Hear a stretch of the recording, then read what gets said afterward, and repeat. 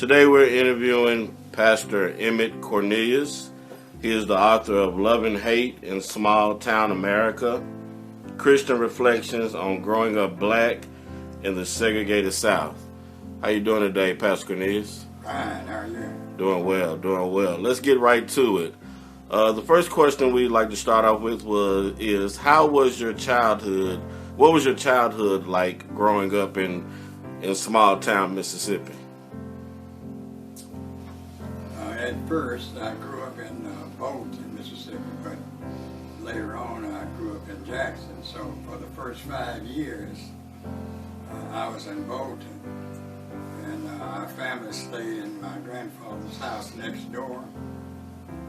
And he worked at a lumber company, but later they started teaching at a small rural school. He was the principal and she was the teacher. And sometimes we'd go with them during the school week. Then sometimes we'd stay with our grandparents. That was Papa Emmitte and Mama Biddy. And most of the time we stayed with them. When we came to Jackson to go to school, I was at the laboratory school at Jackson College.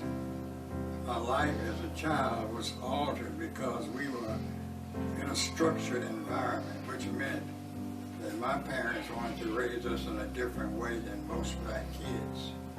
So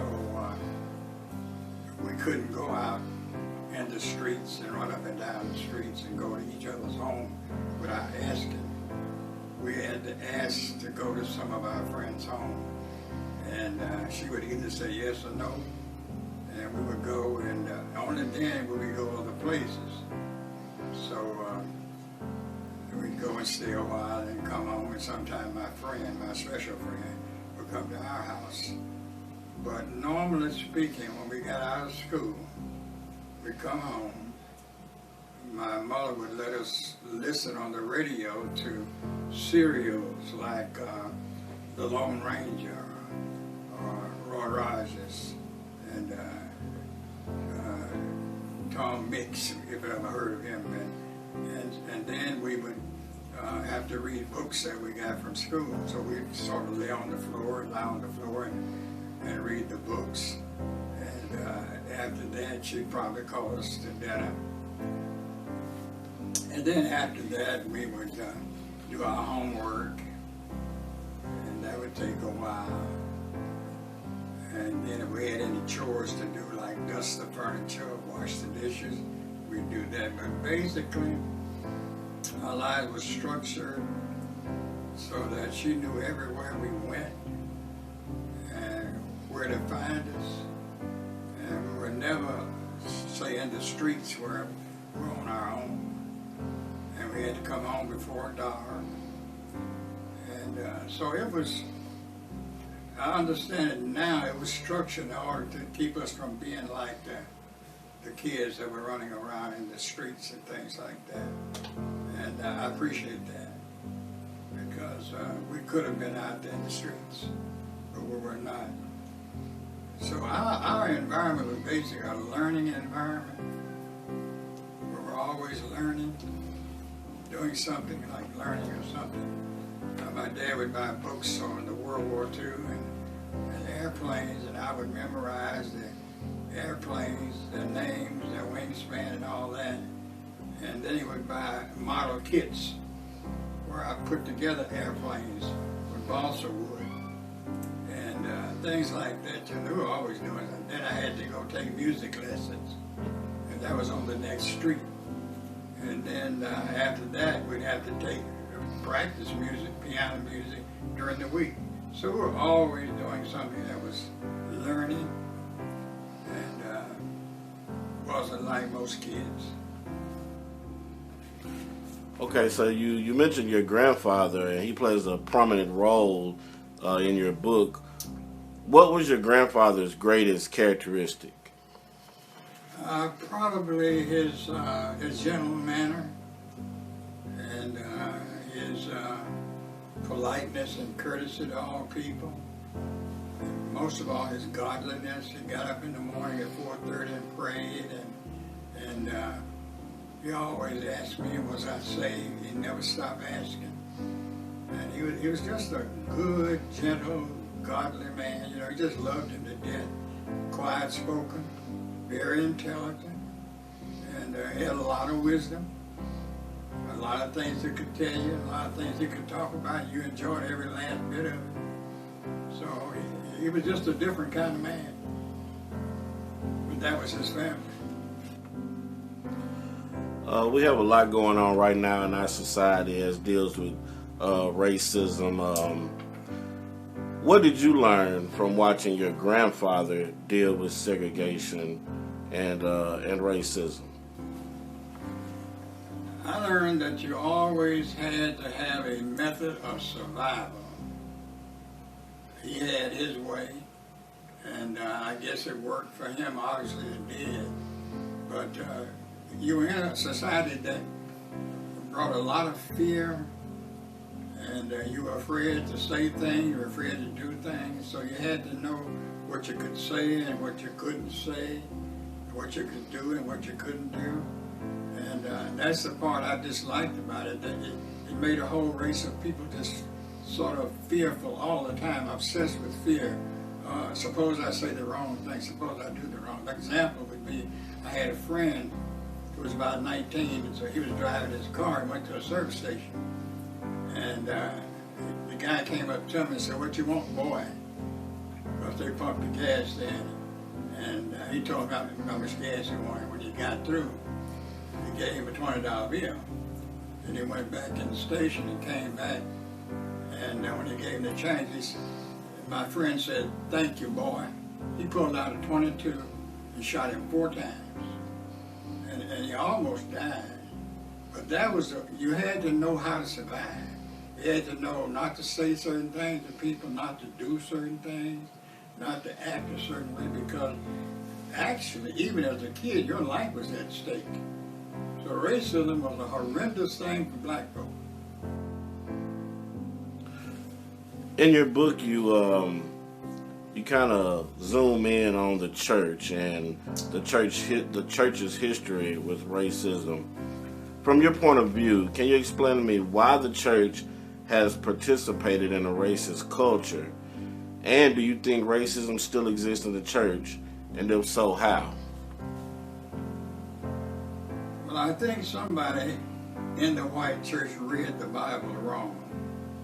Now, the reason I say that is because Paul never differentiated when he said that the gospel should go to the bond and the free, the Greek and Jews alike. And John wasn't mistaken when he said, if a man says that he loves God and does not love his own brother, he's a liar. And so we had a whole society of people who said they were Christians, who hated their own Christian brothers to the degree that they didn't even want to sit beside them or talk to them. And that is not the Bible. Jesus came to show forth the love of God. And when a person gets saved, they're changed completely. I don't care if they're white or black. Their whole nature's changed. They're no more segregationists. They're no more racist. They're God's children whose whole desire is to glorify Him. And one of the ways to do it is that they care about one another. But when one group of Christians hate another group to the degree that I don't even want to sit beside you, that is totally against what Jesus died for on the cross. And I can't figure out how Christians can't understand it when it's clear in the Bible that once you become a Christian, you're of another race, another group of people. You can't go by politics, and you can't go by anything else. You have to go by loving. So if a brother's black or yellow or red, whatever he is, he used to be loved by each other. And that was totally absent in the church, particularly the white church. Somebody messed up on what the Bible really said, and they know it. So I would take from your answer that you think racism still exists in the church. In some cases. Now, I hear some people talking about, well, you know, animals, certain animals stick together. And I say, You know, animals stick together because of instinct. They don't have a heart. They don't know what loving a person is. So they see another animal by instinct. They get to that animal. But human beings have hearts. And so even now, I think a lot of churches are making progress. There are a lot of preachers who are beginning to preach the love of Christ for all people. I listened to one on Sunday morning, and he doesn't in any way hesitate to say that God's people ought to love each other no matter what color they are. And he's got black choir members. You see blacks in his audience. And he's saying the church has failed. I said the same thing. It has failed. Its theologians did not tell them the truth. Its theologians tried to maintain white supremacy, the American way of life, capitalism, but did not try to maintain why God created the church. In your book, Love and Hate in Small Town America, you talk about how your granddad, being a Christian, influenced how he acted toward those who did not like or love him. What should a Christian's response to racism be in today's society? Somehow I would suggest, I have something in my book by a girl who was working in a drugstore. She was a white girl. And when I bought my goods, instead of her moving them toward me, she let them stay by the cash register. I had to reach over to get them. And I felt like she was being racist. And so I was getting ready to write a letter to the drugstore and tell them she doesn't need to be working there and why. And then after I left, I started thinking, I said, well, maybe she had a bad day. And then I said, well, she might need that job because she's got children and nobody else to support them. So I changed my mind. I did not write a letter to the drugstore. I just said, okay, I'm going to let that slide. Especially when I saw a black clerk doing people the same way. And so I think there are times we just ought not to respond to people that are being racist. I think we ought to give them a chance to show that they know how to love people, But if we're always hollering racism, it may not be racism. It may just be, I've never sat beside a black person. I don't know what to say. And so I want to give people the benefit of the doubt, that some people just don't know us and they're afraid of us. Not afraid, but afraid they don't know what to talk about, And so our response should be to care about the people, you see, to care about all people, to pray for white Christians that act in a certain way, and to love them despite the way they act, and to try to tell them, like I'm doing in the book, you all got a real problem with loving your brothers and sisters. And then I always say, you love an Indian, like in our church, a dark-skinned Indian, he's okay. You love a person from Sumatra, they're okay. You love a person from Ethiopia, they're okay. But to love a black person who is descendant of slaves, you can't seem to do that. So I'm going to love you and show you the Bible does not say you can do that. That's my obligation. I want to help people. You talked about your childhood and what growing up was like, and you mentioned you spent a lot of your summers with your grandfather. Can you tell us a little bit about how that impacted you? Well, our line was so structured in our home that we just waited for the opportunity to get away. So in the summer, they let us stay for 6 days, from Saturday to Saturday. And it was just a totally different environment. My grandparents were so kind and so loving, and so we pretty much had the run of the place. And I would follow him around. He taught me how to milk cows and how to feed the horses, and how to pick butter beans and how to string butter beans, and he showed us how to pick cotton and gave us some sacks and went out there and picked cotton, and he would weigh that cotton and give us a couple of dollars, And just things like that. We'd wake up in the morning, she said, what y'all want for breakfast? She'd fix it. Whatever we wanted, she'd fix it. And it was just a great time.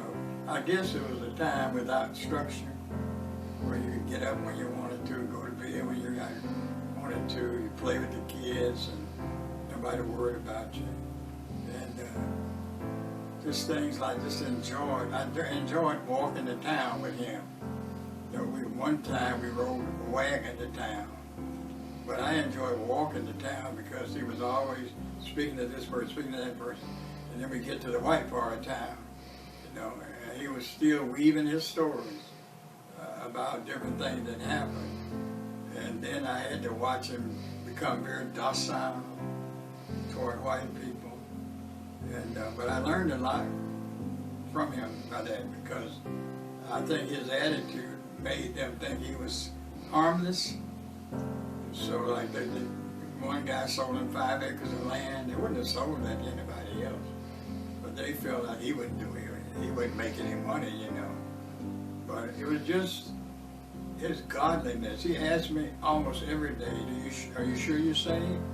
I mean, grandparents don't usually do that, but I used to tell my dad, he just worried me to death. He wants to know, am I saved? And he really did. He was a godly man. And I liked being around him, you know, sit on the porch with him. And he told me a lot of stuff that I never would have known. He told me how I ought to act and how I ought to talk and things like that. And usually people don't tell you that. So I appreciate those 6 days we had with them. And all she knew how to do was just feed you to death.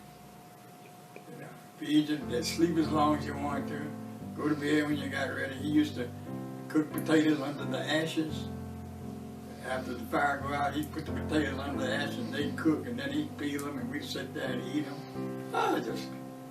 Just a whole different for being at home. Being at home, nobody talked to you.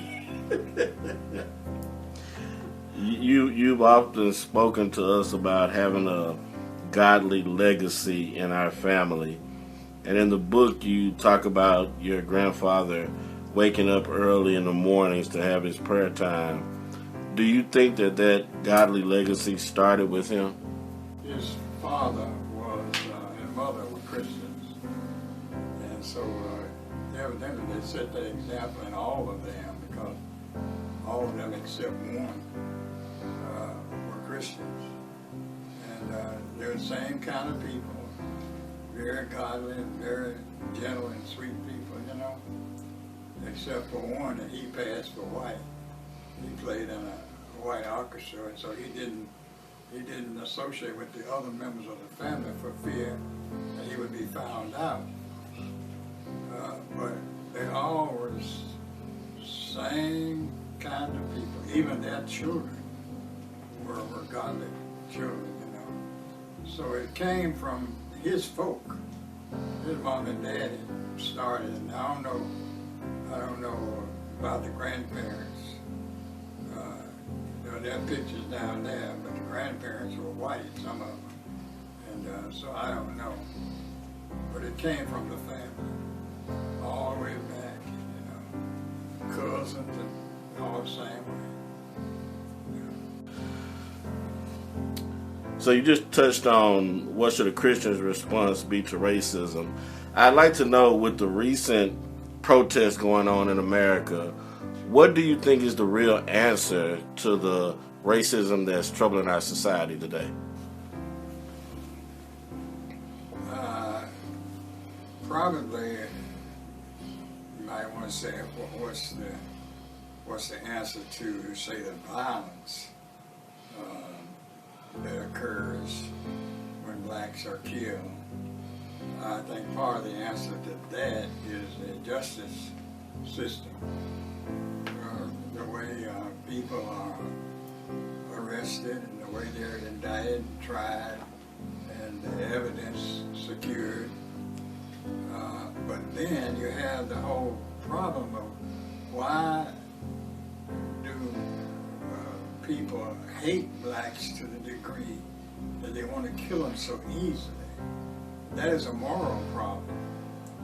And that that the best way to address that problem is trying to reach people not just with the gospel, but to reach people how God wants a nation to be. What is God's will for the nation, and promote that. I think that, so for example, Dr. Billy Graham's crusades was close to asking a nation to be like God wanted it to be. We have it in our Constitution and in our songs, but it's not in our heart. I think that's the preacher's responsibility, evangelist's responsibility, the Christian's responsibility in witnessing. That's in Christian businessmen's responsibilities to conduct their business right. I think it's in the capitalist system that we be honest. All those things are a part of it, you know. And I think idolatry has hurt America. I think we are wed to idolatry in this country. When you're wed to idolatry, you're not wed to God. And that's going to make the whole system bad.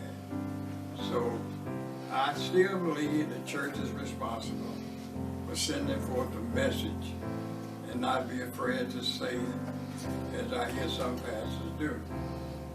Now that doesn't mean that everybody's going to do it. Some things have to be legislated, that's for sure. Like the Civil Rights Movement legislated, we would never have gone into Walgreens and sat at the counter and drank a soda if it hadn't been legislated. But then you got to change people's heart. You know, if you go sit at a fountain and everybody see you sitting there, you're black and nobody else comes, that hasn't solved the problem. The problem is in the heart.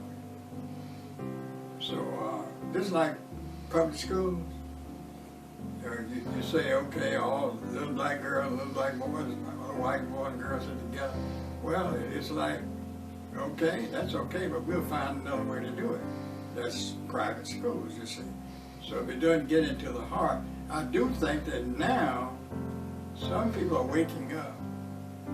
Even people who wanted to start private schools for that purpose are waking up to see we're not just supposed to be lily white. We're supposed to be for all kids, you know. So my whole thing is, I believe God has a solution, but all people are not saved. So some people have to be legislated to do certain things that are right to do. And their heart won't be in it, but they'll do it, you know. So my whole thing is the church. You can't have all these millions of people going to church on Sunday morning and still coming out hating black folk. You know, that just can't be. You can't have pastors in the pulpit who will not preach the truth and tell people you do not treat people, you do not hate, and you do not be unjust. They gotta tell the people. They got a lot of people coming in there. Because the church is responsible. God called us, you know. We're to be Christ's ambassador for his life and his love and his righteousness. And we just haven't done it. We need to start doing it. So this book has been in the making for, I'd say, 25 plus years. Can you tell us a little bit about why it's taken us so long to get Love and Hate? Well, I wrote another book that I sent to my white brother in Southern Baptist called The Cosmos in Christianity. And he liked that one, and he told me that I should try to get it published. Well, I wasn't really interested in it. I just wrote it because that's what I like. And he wanted me to get it published. So I told him, I said, well, if you want to help me get it, I'll do it, but that's not what I want. So I wrote this book because I felt it needed to be addressed. And I sent it to him, but I didn't realize it was hot topic. And he was a Southern Baptist. He could not tell any of his employer that he liked this book or he wanted Southern Baptist to publish it. He couldn't do that. So he put it away in his file cabinet. Stayed there for 24 years until he retired. Then he found it, and then he sent it to y'all. That's how it got. That's how I didn't even remember I sent it to him. And he kept telling me about this book of yours, and I said, I'm not interested in that book because it was about astronomy and Christianity. And he was talking about this book. And so when you all read it, I remember writing it, but I wrote it on behalf of my grandfather and our experience in that small town. So, last question. What do you hope readers will get from reading this book? I hope you'll get a better understanding of what it means to be a Christian. I'm really hoping that all people read it, not just black people, but white people. And they'll really say, oh, this is what it's about. This is how you love people, you know. And I had one brother that showed me that he knew how to love despite color, you know. We fellowship every week, and then he left town, and when he come back to town, we'd fellowship, we'd go to a restaurant to eat. He got some kind of financial bonanza, I guess, from stock, and he sent me $1,000 and said, I just want to show you I love you. And so if people start doing things like that and really mean it, he wasn't ashamed to be with me in public, you know, to eat with me in public, and my wife and his wife. Never was. But if people start doing that and start saying, I love all people, black or white, I want to treat them right. You know, to go to a crusade and you're on a row and all the seats are empty besides you and your wife, and these are Christian people, you wonder what kind of faith is that? So I'm saying, one thing Billy Graham did, though, he started saying, you can't do this. And so if we can get folk to saying that, we can't do this. Actually, pastors got to do it. We can't do this, you see. And that's my hope, that churches that have condoned racism, pastors that have condoned racism, Christians that have condoned racism, my whole thing has got to stop. How do you think you're going to heaven hating people? And I'm just saying it's got to stop. You know, that's my message. All right, I know I said that was the last question, but I would be remiss to ask you this one here. After pastoring over 50 years, how do you think that's assisted you with your desire to write about Christian issues? Well, when you look at, I know now when you look at Scripture, first thing you do is start thinking about them. And you say, I wonder how many Christians understand this. And so you take that subject and you write about it and explore it, where you can't do in the pulpit. And so what it has done is made me want to write, to explore issues in a way that's not like preaching. You can sit down and read it like a paper or something. You'll answer specific questions. Why did Jesus have to go back to heaven? And not just answer it theologically, but actually say why he had to go back, what he's actually doing there. And you got to believe that that's exactly what's happening. Because when your last breath comes, you'll find out. And that's critical. I think it's better than preaching, in a way. You know, because when you preach, you got to do it. You don't know who understands it. But when you're writing, you can explain everything, line by line, you know, and make observations about how we do it now and what we do now. And I like that. You know, I like that. The only problem is sometimes you lose your own desire to feed yourself on the Word of God. I found that out. That I'd been so used to feeding people that I lost my desire to feed myself. So I started back to feeding myself. And then I would come to things. Now I'm going to write about this. I got two more things to write about now. And one of them us, why did Jesus go back when he told his disciples, I'm going away to prepare a place for you.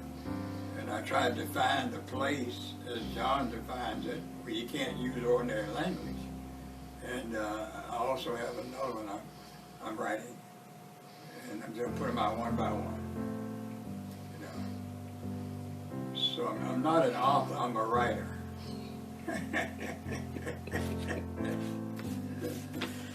All right, Pastor Cornelius, we want to thank you for giving us this time to talk a little bit and answer some questions. And we know the book Love and Hate in Small Town America, Christian Reflections on Growing Up Black in the Segregated South will be out soon. And we anticipate reading that book. Thank you. Tell people to be sure and read it. We will.